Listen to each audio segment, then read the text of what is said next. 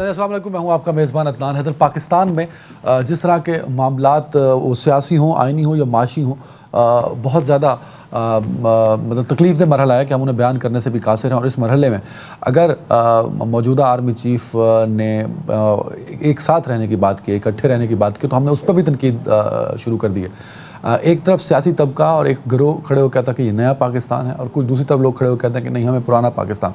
नए और पुराने पाकिस्तान के बीच में अगर आर्मी चीफ ने हमारे पाकिस्तान की बात की है तो हमें उस पर उसको अप्रिशिएट करना चाहिए, उस पर तनकीद नहीं करनी चाहिए, और उसको किसी नेगेटिव पिराए में बिल्कुल नहीं लेना चाहिए, क्योंकि उसका मकसद ये था कि ये आपका और हमारा पाकिस्तान है। नया पाकिस्तान का नारा लगाने वालों का पाकिस्तान है, पुराने पाकिस्तान का मुतालबा करने वालों का पाकिस्तान है। तो ये जो डिवीज़न है नए और पुराने पाकिस्तान की, जो हमने शायद इस कदर उसको उस पर फोकस कर लिया है कि अब ये हमारी अना का मसला बन गया, या शायद हमारे अकीदे का हिस्सा बन गया कि नया पाकिस्तान है जी, हम तो नए पाकिस्तान की बात करते हैं। वो कहते नहीं, हमें पुराना चाहिए था तो पुराने पाकिस्तान। लेकिन हमारे पाकिस्तान के लिए जिस अज़्म का अयादा किया है या कहा है, उस पर हमारा फोकस नहीं है। और मेरे ख्याल में हमारा फोकस उस पर होना चाहिए जो कौमी मफाद में हो, जो इस मुल्क की मफाद में हो, जो पाकिस्तान के मफाद में हो, जो हमारे पाकिस्तान के मफाद में हो। वो ऑफ कोर्स तभी होगा जब इस मुल्क में पॉलिटिकल स्टेबिलिटी होगी। वो तभी बेहतर होंगे इस मुल्क के हालात जब इस मुल्क के अंदर कॉन्स्टिट्यूशन की स्टेबिलिटी की बात होगी, और तभी पाकिस्तान के हालात बेहतर होंगे जब मुल्क माशी तौर पे मुस्तहकम होगा। और इस सारे मामलात को बेहतर करने के लिए जो मुंतखब नुमाइंदे हैं, जो पॉलिटिकल तबका है, उसको ऑन बोर्ड होना होगा। और एक अच्छी कोशिश है जमात इस्लामी की जानिब से भी कि उन्होंने मुज़ाकरात के लिए सिराजुल हक साहब ने एक कोशिश की है। कुछ खबरें ये भी हैं कि जो हुकूमती इत्तेहाद है, क्योंकि आई थिंक 13 पार्टियों का ये इत्तेहाद है, कोई एक पार्टी दो तो है नहीं इसमें, उसमें ये इस बात की मुखालफत की है कि इमरान खान साहब से मुज़ाकरात ना हो। जबकि दूसरी जानिब अच्छी बात यह है कि इमरान खान साहब ने मुज़ाकरात के लिए हामी भरी है। उसको भी पाकिस्तान का जो मेन स्ट्रीम और प्रिंट मीडिया है, उसने खान साहब के वर्जन को नेगेटिव पेश किया, और मजबूरन सिराजुल हक साहब को टीवी स्क्रीन पर आकर कहना पड़ा कि इमरान खान साहब, क्योंकि मीडिया ये बार बार कह रहा था कि इमरान खान साहब ने शराइत रख दी हैं मुज़ाकरात के लिए, हालांकि ऐसा नहीं था। सिराजुल हक साहब जो कि जिनसे इमरान खान साहब की फेस टू फेस मुलाकात हुई थी, फिर उनकी शहबाज शरीफ साहब से भी हुई थी, तो सिराजुल हक साहब को टीवी पर आकर ये वजाहत देनी पड़ी कि खान साहब ने किसी तरह की कोई शर्त नहीं रखी। तो ये जो हम सियासी मामलात में सियासी मफाद की खातर कहीं कहीं कौमी जो मफाद है उसको भी अपनी अना की भेंट चढ़ा देते हैं, उसका भी बेहद नुकसान पहुँच रहा है।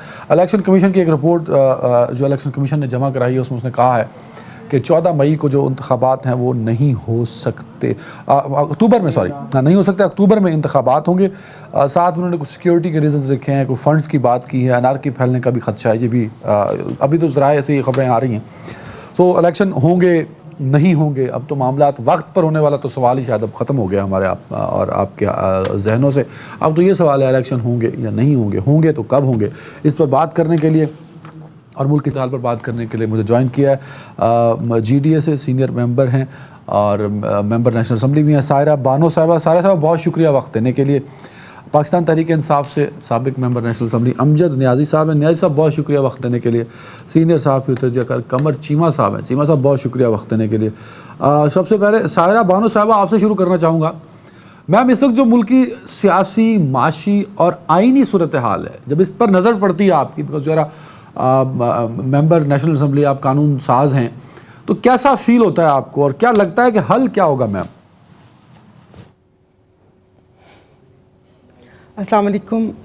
आपने 3 चीज़ों का नाम लिया। आइन तो मेरे ख्याल में जिस दिन आइन की इन्होंने गोल्डन जुबली मनाई थी, आइन तो, और आइन से रूगर्दानी कर रहे हैं, तो मेरे ख्याल में आइन तो ख़त्म है। और मैं तो वैसे भी इससे पहले भी नहीं समझती थी, क्योंकि आइन की जो बुनियादी हकूक़ जो एक आम बंदे को, आम शहरी को मिलने थे, जिसमें आप भी हैं, मैं भी हूँ, उसका तो कहीं जिक्र ही नहीं है। बाकी माशी सूरत हाल, वो तो 75 साल से मुल्क नाजुक दौर से गुज़र रहा है, और मैं नहीं समझती कि माशी सूरत हाल कहीं भी जाकर सही होगी। इलेक्शन की आप बात कर रहे हैं, आप कह रहे हैं कि इलेक्शन अभी मई में नहीं होंगे, और जो सियासी जमातें कह रही हैं कि अक्टूबर में होंगे, तो मेरा सवाल है उनसे कि क्या अक्टूबर में ये सारी सूरत हाल सही हो जाएगी? सिक्योरिटी की भी, माशी सूरत हाल भी, सब कुछ सही हो जाएगा?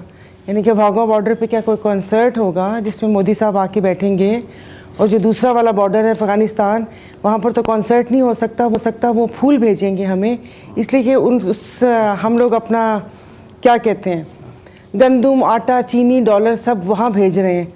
तो ये सारी सूरत हाल, मतलब वो ऊँट किसी वो कह रहे ना, ऊँट रे ऊँट तेरी कौन सी कल सीधी, यानी कि किसी करवट बैठता नज़र नहीं आ रहा, और ये कहाँ जाके रुकेगा और इस मुल्क के साथ ये लोग क्या करने वाले हैं, वो बिल्कुल कुछ भी नहीं पता। सुबह सूरत हाल दूसरी होती है, दोपहर को सूरत हाल दूसरी होती है।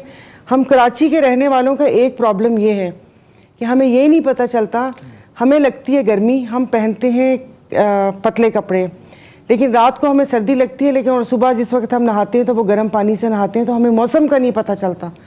तो इसी तरह यहाँ पर सियासी सूरत हाल भी नहीं पता चल रही कि अगले लम्हे होगा क्या, क्योंकि पाकिस्तान की तो खैर फिक्र ही नहीं है। Very right, very right. Niazi साहब, पॉलिटिकल अनसर्टेनिटी है, कॉन्स्टिट्यूशनल अनसर्टेनिटी है, माशी सूरत हाल अबतर है, और सायरा बानो कहती हैं क्योंकि हुकूमती इत्तेहादी तो हैं मैम, तो ऑफ कोर्स जो इनका मौक़िफ़ होगा कहीं ना कहीं किसी ना किसी कुछ % वो हुकूमत का मौक़िफ़ भी माना जा सकता है।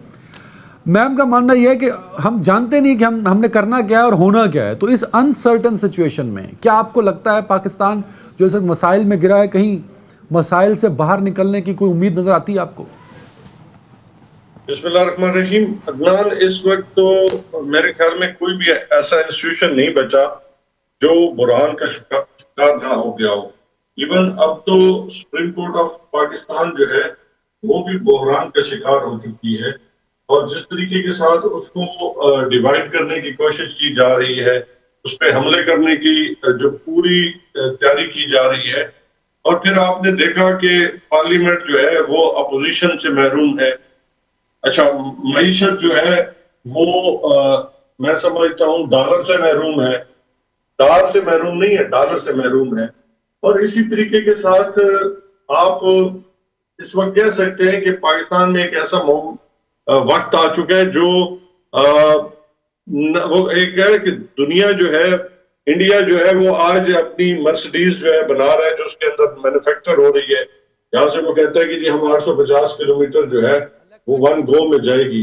तो पाकिस्तान पिछले 75 साल से नाजुक मोड़ जो है वो उसका जो है वो उससे गुजर रहा है, आज तक वो मोड़ नहीं आया, सिर्फ नाजुक ही रहा है। तो इस हालात में आप खुद अंदाजा करें कि पाकिस्तान किन हालात में या किन मसाइल का शिकार हो चुका है। Very right. डॉक्टर कमर चीमा साहब, इतने स्ट्रेंथन नहीं हो सके कि हम बालिग नजरी का मुजाहरा करें और पाकिस्तान को रूल ऑफ लॉ, जो इस वक्त जो मसला है, हमारी जद्दोजहद क्या है कि रूल ऑफ लॉ, आज जब हम 50वीं सालगिरह मना रहे हैं तो वो कौन सा आइन है जिसकी हम पैरवी कर रहे हैं, वो कौन सा हमारे ऊपर अल्लाह के बाद वो कौन से आइन का हम पे साया है जिसके नीचे आज हम कह सकते हैं कि मुल्क जो है वो बड़े कायदे और कानून के मुताबिक रंग किस्मती से ऐसा कुछ भी नहीं होता। सर वेरी, डॉक्टर कमर चीमा साहब, ये दो जुमले बड़े जोरों शोर से हम सुनते आ रहे हैं और हमारे बुजुर्ग भी सुनते आ रहे हैं जब से ये मुल्क बना है कि मुल्क इंतहाई नाजुक दौर से गुजर रहा है। आज जितनी हालत अब तक इससे पहले तारीख में कभी नहीं थी। तो ये जो दो जुमले हम बड़े ज़ोरों शोर से सुनते आ रहे हैं और हमारे बुजुर्ग भी सुनते आ रहे थे, अब हमारे बच्चे भी सुन रहे हैं, तो ये कब तक हम सुनते रहेंगे सर? देखिए, जब तक पाकिस्तान की सारी एलीट बैठ के और मुस्तकबिल की राह तय ना कर ले, और जब तक ये पिक एंड चूज जो होता था वो बंद ना हो कि एक को पकड़ लिया बाकियों को नीचे गिरा दिया, अभी एक को गिरा रहे हैं बाकियों को पकड़ा हुआ, जब ये बंद नहीं होगा और सबके लिए एक लेवल प्लेइंग फील्ड नहीं होगी, अवाम में जाएं और अवाम की जो नुमाइंदे हों उनकी इज्जत नहीं होगी, जब तक अवाम के नुमाइंदों को वो ऑनर नहीं मिलेगी और वो रियासत के लिए वो फैसले नहीं ले सकेंगे जिनके लिए अवाम उन्हें चुनती है, तब तक यही चीजें चलती रहेंगी। और जब तक बंद कमरों में बैठ के इशराफिया इस मुल्क के फैसले करेगी, वो किसी किस्म की भी कोई इशराफिया हो, वो किसी ग्रुप से भी उनका ताल्लुक हो, तो ये हम नाजुक दौर में रहेंगे। आप दुनिया में आप म्यांमार की मिसाल ले लें या पाकिस्तान की मिसाल ले लें, जहां जहां पे गैर जमहूरी ताकतों ने इन्फ्लुएंस रखा है जमहूरी अदारों के ऊपर, वहां पे जारी बात है चीजें नहीं चल सकी। सियासतदान, हमने लड़ना था, हमने तो एशियन टाइगर बनना था। अगले दिन मैं इमरान खान साहब को इंटरव्यू अल जजीरा से देख रहा था, वो कह रहे थे आज चाइना और जो इंडिया है वो एशियन टाइगर है। एशियन टाइगर का ड्रीम तो हमने सोचा था, लेकिन अब आज हमारे लीडर्स को दूसरे मुल्कों को, अपने दुश्मन मुल्कों को ये कहना पड़ता है कि ये इंडिया जो है वो एशियन टाइगर है। तो मेरा ख्याल है कि जहां पे हम पहुंच गए हैं, यहाँ पे सबकी जिम्मेदारी, इमरान खान साहब की भी और हुकूमत की भी जिम्मेदारी ये है कि एटलीस्ट कंसेंसस पैदा करें। आप ना बोलें यूसुफ रजा गिलानी का वो टेन्योर, जब आसिफ जरदारी बड़ी मुश्किल में होते थे और आज यूसुफ रजा गिलानी कह रहे थे जिस सिस्टम को पैकअप करने की बातें की जा रही हैं, वो सिस्टम को पैकअप किया जा सकता है, हो सकता है, होता रहा है माजी में। ये पॉलिटिकल क्लास ने अपनी कॉमन विजडम, नेशनल विजडम के साथ सिस्टम को बचाना है। तो ये ना हो कि इमरान खान साहब अपनी सियासत तो बचा लें तो मुल्क पीछे रह जाए। तो मुझे लगता है कि सबको साथ लेकर चलना पड़ेगा। एक सियासी जमात अकेले पॉपुलर नहीं हो सकती, ना ही सिविलियन सुप्रीमेसी आ सकती है, ना इकोनॉमी बेहतर हो सकती है। डिवाइडेड सेटअप है। चीमा साहब, आप बिल्कुल ठीक कह रहे हैं, बट एक जमात जो पॉपुलर हो, या एक जमात जिसकी एग्जिस्टेंस हो, या एक जमात जिसने 4 साल हुकूमत की हो, या एक जमात जिसके पास एक वोट बैंक हो, आप उसको डिनाई तो नहीं कर सकते ना सर, उसकी आइडेंटिटी से इनकार तो नहीं कर सकते ना सर। अगर करेंगे तो रिएक्शन आएगा। नहीं, बिल्कुल नहीं करना चाहिए जी। अगर इमरान खान साहब बड़ी तादाद से जीते तो उनको पब्लिक मैंडेट की रिस्पेक्ट करनी चाहिए जी। लेकिन इमरान खान साहब को भी सोचना चाहिए कि ये ना हो कि वो अपने आप को मनवाने के चक्कर में कि वो सबसे पॉपुलर है, सिस्टम ही पैकअप हो जाए। तो ये लीडर का काम सिस्टम को बचाना भी है, सिर्फ पावर में आना नहीं है। Very right, very right. Saira Bano साहबा, मुज़ाकरात की बातचीत हुई तो आपकी हुकूमत और वो हुकूमती इत्तेहाद जो है उसने मुज़ाकरात पर भी तहफ़्फ़ुज़ात का इजहार किया है। आप बीइंग अ गवर्नमेंट अलायंस, क्या आप समझती हैं कि बातचीत को, जो पॉलिटिकल टेंशन इस वक्त है, जो एक आइनी बहरान पैदा हो चुका है, ये सारे मामलात बातचीत के जरिए हल होने चाहिए? इमरान खान साहब वो पॉपुलर हैं या नहीं है, उनके पास मैंडेट है या नहीं है, उनकी एग्जिस्टेंस है या नहीं है, बहरकैफ ही ओन अ पॉलिटिकल पार्टी, उनके पास एक वोट बैंक है, उनके पास उनके वोटर्स हैं, सपोर्टर्स हैं, उनको ऑन बोर्ड करने में मेरे ख्याल में कोई दोहराए या कोई इख्तलाफ होना नहीं चाहिए। मैम, आपकी बात सही है। मुझे एक बात समझ नहीं आती, ये बहुत पिछले जो ये 1 माह से ये सारा कुछ चल रहा है, मुझे ये समझ नहीं आती कि ये लोग हमें बेवकूफ़ समझते हैं या ये लोग बेवकूफ़ हैं। मैं इस वक्त जो मुल्क के मुक़्तदर इदारे और उनमें सियासी जमातें भी हैं, अभी कह रहे हैं कि बैठ के मुज़ाकरात, यानी कि सांप गुजर गया और उसके बाद आप लकीर पीटते रह गए। मतलब इस पूरी दुनिया को क्या पैगाम दिया है कि वैसे तो हम किसी काबिल नहीं हैं, लेकिन अपने मुल्क में ये जो आपस के जो मसाइल हैं ये भी नहीं हम हल कर सकते। मतलब जिस वक्त ये जब असेंबली डिज़ोल्व होने का हो रहा था तो मेरा उस वक्त भी एक सवाल था, मतलब अगर अपने पुराने प्रोग्राम देखूं तो शायद निकल ही आए कि ये हल नहीं है। अगर उन्होंने मेरा ये सवाल मैंने जो उनसे पूछा था कि अगर असेंबली डिज़ोल्व हो गई तो क्या वहाँ पर इलेक्शन होंगे, और इलेक्शन हो गए तो 2 सूबों में हुकूमतें बनी हुई होंगी, ज़ाहिर है जो हुकूमत आएगी वो 5 साल के लिए आएगी, तो फिर उसके बाद ये जो यहाँ पर नेशनल असेंबली के इलेक्शंस होंगे उसका क्या? उस वक्त किसी को ख्याल नहीं आया। वो सब मौला जट और नूरी नथ बन के बड़के मार रहे थे। यहाँ से ये पीडीएम वाले कह रहे थे कि असेंबली तोड़ो और फिर हम ये तोड़ेंगे, और मतलब उस वक्त कोई भी सामने नहीं आया ये पैचअप करवाने के लिए। अब जब वो सारा कुछ हो गया, 90 दिन का भी सब उलट पुलट हो गया, अब बैठ के मुज़ाकरात क्या करेंगे? बीच का रास्ता, मतलब इन 75 सालों में हमेशा हम बीच के रास्ते के लिए बैठे रहे, हम सीधा रास्ता क्यों नहीं ले सकते? मतलब हम बीच के रास्ते को क्यों प्रेफरेंस देते हैं? लेकिन अब मुझे नहीं पता कि क्या होगा बीच के रास्ते में, क्या होगा? पठान की तरह भाव तो होगा कि ना तेरा ना मेरा, ये यानी कि ना तुम लोगों का अक्टूबर ना तुम लोगों का मई, हम कोई जुलाई की तारीख लिख लेते हैं। तो फिर आइन कहाँ गया, फिर कानून कहाँ गया? यानी कि फिर वही बात है कि मीठा मीठा हप हप कड़वा कड़वा थू थू, सब मिलके करें तो हलाल है, कोई एक पार्टी करे तो वो हराम है। तो 22 करोड़ जो हम लोग मुंह खोल कर बैठे हुए, जो हम लोगों को एक वो कहते हैं ना कीड़े मकोड़े समझा हुआ है, हम लोग क्या करें? मतलब इन लोगों के पीछे लगे रहें जो 75 साल से यही होता आया है। सायरा मैम, ये तो मैं कमेंट लेता हूँ न्याज साहब से इस बात पे, मुज़ाकरात वाले इशू पे। मुझे सिर्फ ये बता दीजिएगा मैम, आपको लगता नहीं इन सारे मामलात का जो असल मरकज़ है वो पिछला अप्रैल था जब इमरान खान साहब को उनकी वजारत उज़्मा से हटाया गया? तो वो जो वोट ऑफ नो कॉन्फिडेंस या वोट ऑफ कॉन्फिडेंस का जो खेल खेला, अगर वो ना खेला जाता, जिसका आप भी हिस्सा थी, तो मामलात यहाँ ना होते मैम। हाँ जी, जाहिर है। देखिए ना, अब फिर वही बात अगर हम बोलें तो फिर अल्फाज पे पकड़ा जाता है कि जिस वक्त वो ज़मीरों की मंडियां लगी थी उस वक्त हमारी अदलिया सोई हुई थी, उस वक्त इस्टेब्लिशमेंट सोई हुई थी। और प्लीज़ ये बार बार बयानात बार बार दोहराते ना, अब इस्टेब्लिशमेंट का किरदार नहीं है। इस्टेब्लिशमेंट का किरदार 75 साल से था और अगले 75 साल पर भी आप और मेरे जाने के बाद भी रहेगा।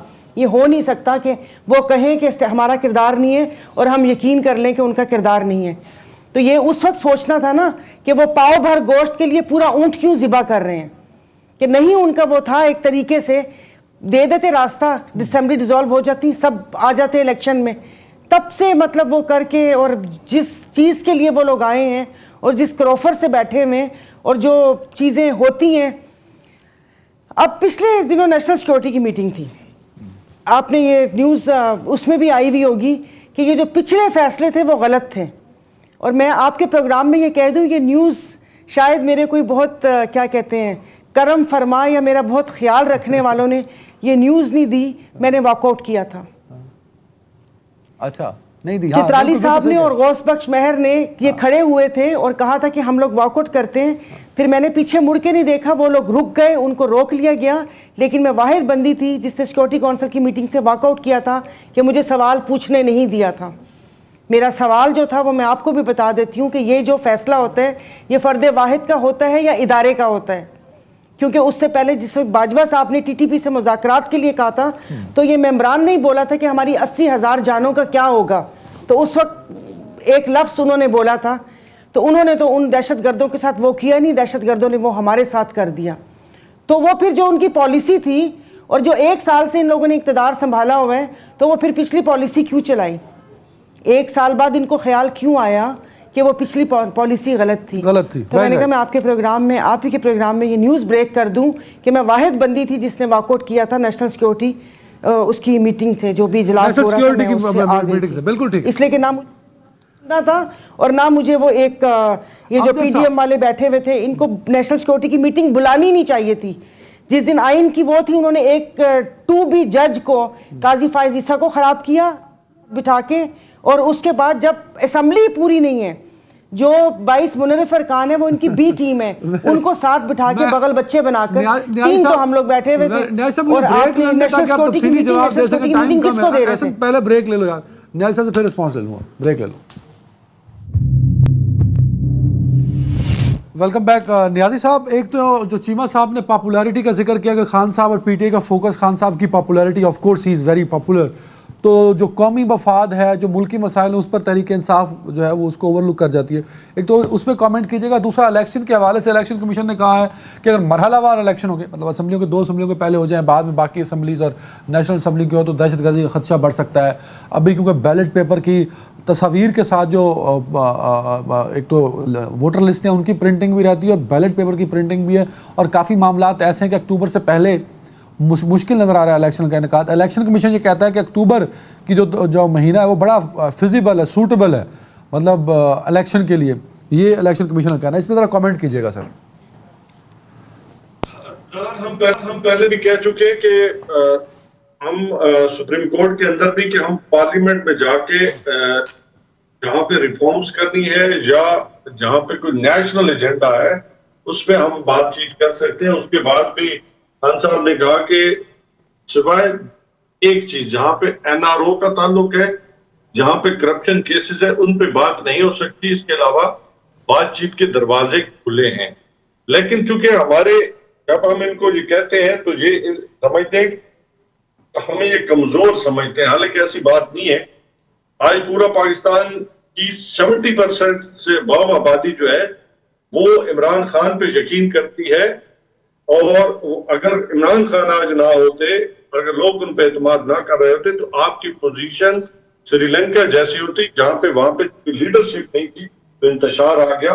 तो ये इमरान खान की जात है जिसने इन लोगों को इकट्ठा किया हुआ है, तमाम सेगमेंट ऑफ द सोसाइटी। आप वोकला देख लें, आप सिविल सोसाइटी देख लें, आम लोग देख लें, मिडिल क्लास की लोग, आबादी का 70%, न्याय साहब, आबादी का 70% तो 16 करोड़ बनता है सर। जी, आपने क्या कहा अदनान? आपने कहा ना आबादी का 70% इमरान खान को चाहता है, तो आबादी का 70% तो 16-17 करोड़ बनता है। इसमें कोई शक नहीं है कि आज ये इलेक्शन से क्यों पीछे हट रहे हैं। तो बुनियादी वजह तो यही है ना कि उनको अपनी शिकस्त नजर आ रही है, और इमरान खान 2/3 मेजॉरिटी हो, जहां भी जिस सूबे में भी इलेक्शन कराए वहां पे हालात बदल चुके हैं। इवन सिंध के अंदर सायरा बानो साहब बैठी है, आप कराची के हालात इनसे पूछे या इंटीरियर सिंध के अंदर जो है, वो समझते हैं कि आज सबसे बड़े जो डाकू है वो कौन है, और मिस्टर 10% क्या ज़ल्मे खलीलजाद ने क्या कहा है। ये आपके सामने मिसालें तो खलीलजाद को अथॉरिटी थोड़ी है सर कि वो जो कह देगा हम और उसको दूसरा आप ये देखिए कि जिस तरीके के साथ इलेक्शन कमीशन का जो कंडक्ट है, उसका काम ये था कि वो इलेक्शन इनकाद की तरफ बढ़ता, लेकिन बदकिस्मती से वो इलेक्शन कराने की बजाय वो मुस्लिम लीग या पीडीएम की एक बी टीम के तौर पे काम कर रहे हैं, और वो इफ एंड बेट्स वो ज्यादा लगा रहे हैं जितनी गवर्नमेंट नहीं लगा रही। ये एक आईनी जिम्मेदारी से नाराफ किया जा रहा है इलेक्शन कमीशन की तरफ से। लेकिन अगर आप कहते हैं कि जी आईन है, आईन की फिर धज्जियां जो उड़ाई जा रही है वो फिर किस खाते में जाएंगी? सर वेल चीमा साहब, जो इलेक्शन कमीशन बी टीम है नून लीग की, ये मानना है। दूसरा, आज जो इलेक्शन कमीशन ने रिपोर्ट दी उसमें ये सारी बातें बताई जिसका मैंने तज़किरा किया, तो इसके बाद मतलब तो ये होगा कि इलेक्शन कमीशन खुद भी प्रिपेयर नहीं है कि इलेक्शन का टाइम पे हो या अक्टूबर से पहले हो जाए, जो सुप्रीम कोर्ट बार बार जिसका कहती है। सो इलेक्शन कमीशन खुद भी ये चाहता है कि अक्टूबर का महीना ही सूटेबल मंथ है सर। तो मामलात आपको क्या लगता है इलेक्शन कमीशन की इस रिपोर्ट के बाद किस तरफ जाएंगे सर? इन कमीशन को तो जो कहा जाता है वो रिपोर्ट बना देता है, उसने क्या करना है और क्या नहीं करना। हमें पता है कि बेसिकली ये लार्जर पॉलिटिकल डेवलपमेंट होनी है 23 to 28 की। ये 2023 से लेके 2028 के बीच में आपने देखना है, और इस वक्त अदारे उस चीज को देख रहे हैं कि आएंगे, अगर इमरान खान आते हैं तो क्या होगा। देखिए, इमरान खान ने हर एक को इनसिक्योर कर दिया है, और जो इमरान खान ने कहा है अगले दिन एक इंटरव्यू में कहा जी कि मेरे से डरते हैं सारे, मैंने अकेले ने ऐसे कर दिया है, तो वो चीज है, वो उन लोगों को समझ नहीं आ रही कि इनसे कैसे डील करना है। इंटरनेशनल कम्युनिटी भी, मैं आपको बात बताऊं, परेशान है कि इमरान खान के हवाले से कि ये किस तरह की डीलिंग होगी। पहले तो जल बाजवा जाते थे साथ उंगली पकड़ के, व्हाइट हाउस भी, बीजिंग भी, रियाद भी, तेहरान भी, हर जगह जाते थे। अब क्या होगा? और जिस तरह इमरान खान अब ये बैलेंस ऑफ पावर चेंज करना चाहते हैं ना विद हिज करिश्मा, मैं आ गया उस सीट पे, तो अब बैलेंस ऑफ पावर अदारों के दरमियान चेंज हो जाएगा। ये ऐसे चेंज नहीं होना जनाब साहब।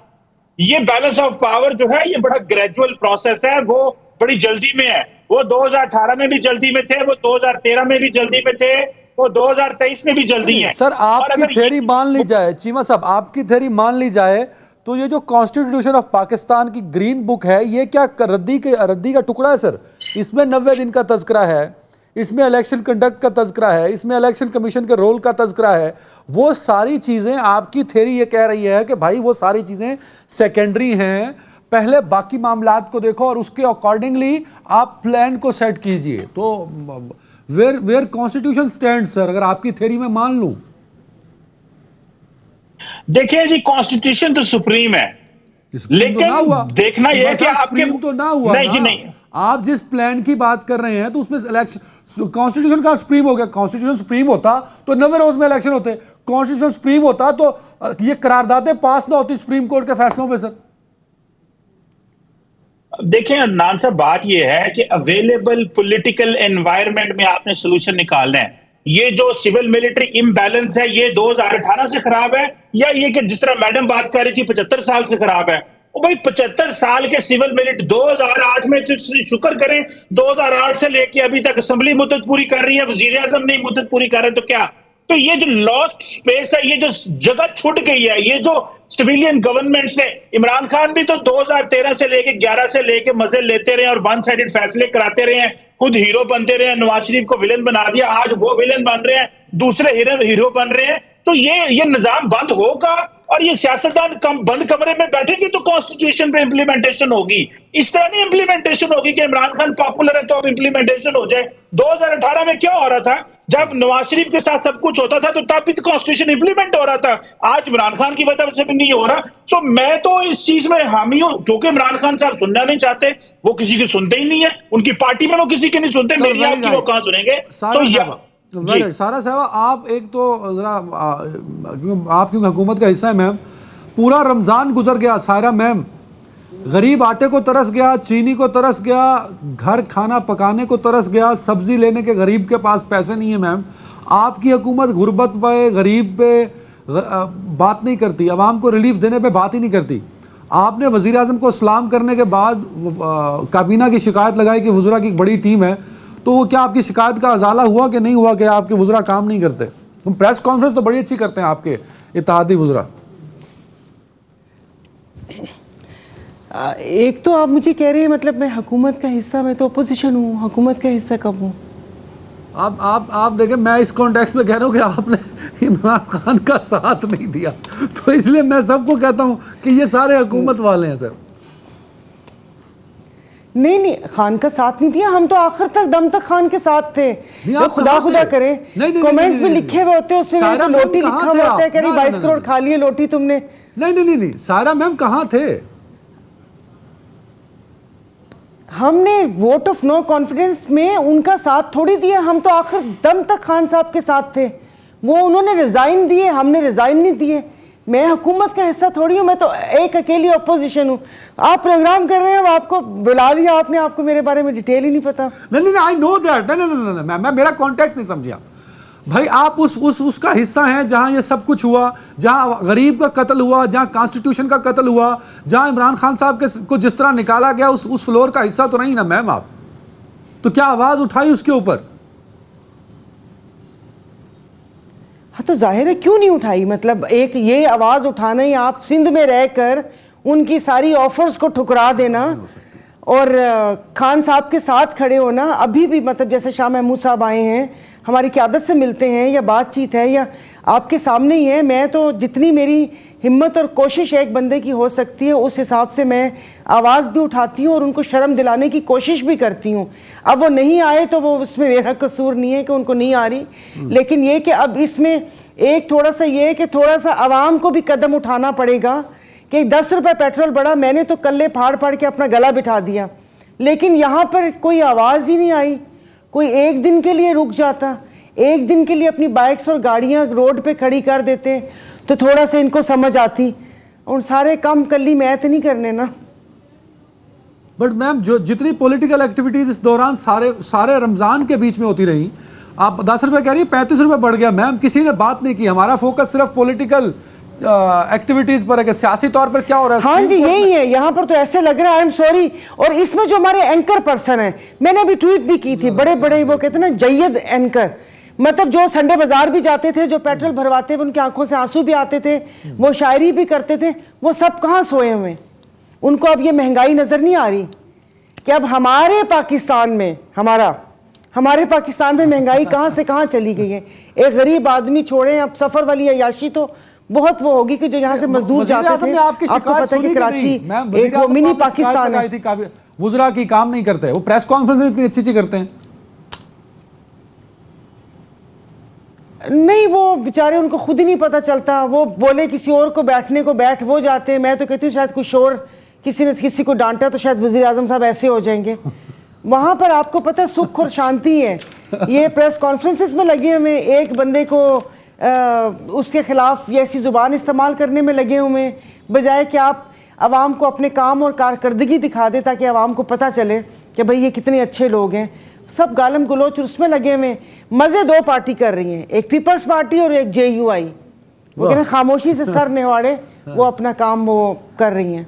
एक ब्रेक और ब्रेक के बाद जहां इतने पैसे नहीं है वहां पर बेनजीर इनकम सपोर्ट का वो बजट भी 400 बढ़ गया। और मजे की बात है, प्लीज रमजान के बाद अगर आप भी सुप्रीम कोर्ट हम इस खेलने से साइड पर हो जाए, कहीं ऊंट किसी एक करवट बैठ जाए, तो जरा NDMA पे प्रोग्राम कर लीजिएगा, क्योंकि अभी जो हमने इतनी इमदाद बांटी है, NDMA के पास सर्वे नहीं है, उनके पास जो भी फ्लड इफेक्टिव्स हैं उनका सर्वे नहीं है। वो इमदाद कहाँ बटी, किसको दी, हदीस मुबारका पे अमल हुआ कि एक हाथ से दो, दूसरे हाथ को खबर ना हो। यहाँ पर तो जिसको दी है उसको भी नहीं पता। और हम ऊपर सुप्रीम कोर्ट को देख रहे हैं और पुलों के नीचे से पानी बह गया। एक ब्रेक है नाज़रीन, ब्रेक के बाद वज़ीर कानून कौम से माफी भी मांग रहे हैं और गलतियों का एतराफ़ भी कर रहे हैं। ब्रेक के बाद से बात करेंगे। Welcome back. मेरे पास टाइम कम है, चीमा साहब ज़रा कंप्रीहेंसिव सा रिस्पॉन्स कीजिएगा। वज़ीर कानून पहले कौम से माफ़ी मांगते हैं कि मैंने जूनियर्स को हमने वोट करके जजेस तैनात कराया, फिर वो शाहजेब के शो में बैठ के कहते हैं कि बाजवा साहब के कहने पे हमने जो है जजेस की तैनाती की, इस पर कमेंट कीजिएगा सर। ये सिर्फ माफ़ी से काम चलेगा या इनको भी, जो सायरा साहबा कहती हैं, इनकी जो हुकूमत है उनको स्पेयर कर देना चाहिए?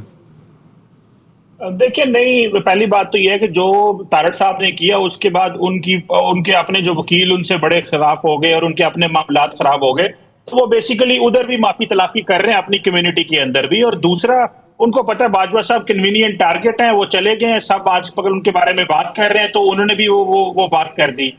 लेकिन मेरा नहीं ख्याल ये सारी माफी तलाफी होगी जी, दिस इज नॉट पॉसिबल। मुझे लगता है कि ये एक जो PMLN ने जो गलतियां की हैं वो उनको भुगतनी पड़ेंगी, और मेरा ख्याल है उन्होंने सीरीज ऑफ मिस्टेक्स की हैं over the period of time, और वो चाहते थे उनको रिलीफ मिले, वो रिलीफ के चक्कर में बहुत आगे चले गए। आज आप PMLN से पूछें, उनके लिए बड़ी मुश्किलात हैं इस वक्त कॉन्स्टिट्यूएंसीज के अंदर। PTI ने कुछ भी डिलीवर नहीं किया, लेकिन उनका बयानिया बिक रहा है। सो अवाम को तो बयानिया से गर्ज है, डिलीवरी से तो है ही नहीं है। सो लगता नहीं है कि माफी तलाफी कुछ होगी, लगता सिर्फ यही है कि मुश्किलात PTI हुकूमत के लिए भी है और एस्टैब्लिशमेंट के लिए भी है। पिछली एस्टैब्लिशमेंट जो कर गई, ये एस्टैब्लिशमेंट नेशनल सिक्योरिटी कमेटी में भी उनके खिलाफ बातें कर गई है, और अभी भी ये तारड़ साहब से ये जो बातें हो रही हैं, so this is all convenience they have right now. तो मुझे तो ये लगता है। Very right. न्याजी साहब सर, कंक्लूडिंग रिमार्क्स, इलेक्शन होते दिखाई नहीं दे रहे, मुज़ाकरात वाला मामला भी कोई क्लियर नहीं है कि होगा कि नहीं होगा, तो what is your next policy after Eid sir, Pakistan Tehreek Insaf की? खान साहब एक बड़ी तहरीक का ऐलान करेंगे, पुरअमन तहरीक का ऐलान करेंगे, जिसमें तमाम सेगमेंट ऑफ द सोसाइटी जो है उससे हम लेके चलेंगे, और पाकिस्तान में एक आप देखेंगे कि ये इलेक्शन जो कह रहे हैं कि हम नहीं करवाना चाहते, इंशाअल्लाह ताला हम सुप्रीम कोर्ट के साथ खड़े हैं और इस फैसले को हम मनवा के रहेंगे अल्लाह ताला की मदद से। और पाकिस्तान की अवाम पर हमें पूरा भरोसा है कि जिस तरीके के साथ इमरान खान के साथ खड़े हैं, खड़े रहेंगे। और इनका जो बयानिया है, जैसे पहले कहा, इतना चुका है और इनके पास कुछ है नहीं बेचने के लिए इस वक्त, तो ये सिर्फ अपना NRO बेच सकते हैं। जो लोगों को पता है कि ये केसेस माफ करवाने के लिए आए थे, वही इन्होंने काफी करवा दिए, तो काफी है इनके लिए। सायरा मैम, कंक्लूडिंग रिमार्क्स है मैम, आपकी इत्तेहादी हुकूमत तो नहीं करता, लेकिन इत्तेहादी हुकूमत तो है मैम। आपको क्या लगता है कि खान साहब बतौर वजीर आजम और ये हुकूमत जिसकी अपोजिशन सिर्फ अकेली आप खड़े करते हैं, लेकिन वो इम्पैक्ट उस अपोजिशन का नहीं आ पा रहा, क्या फर्क देखती हैं दोनों में मैम?